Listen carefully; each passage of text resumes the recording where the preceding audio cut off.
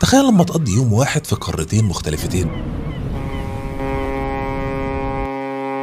الكلام ده عادي جدا تعمله هنا في بورسعيد. النهارده رجعنا تاني لواحده من اجمل المدن المصريه العالميه، واللي هنقضي فيها يوم كامل ونزور اماكن مختلفه. واكيد مش هننسى جوله اكل الشارع في بورسعيد. هنركب المعديات ونعدي للجزء الاسيوي ونزور جبال الملح. ايه اللي حوالينا ده مش تلج، ده ملح موجود هنا في جبال الملح اللي موجوده في بورسعيد. ونتفرج على اسراب طيور الفلامينجو المهاجره، ونشوف الفيلات الفرنسيه ديت واللي عمرها عدى ال100 سنه. يا ترى كانت مبنيه ليه؟ كمان هنزور مكان عمره 150 سنه شهد اهم حفله افتتاح لاهم ممر ملاحي في العالم، ممر قناه السويس.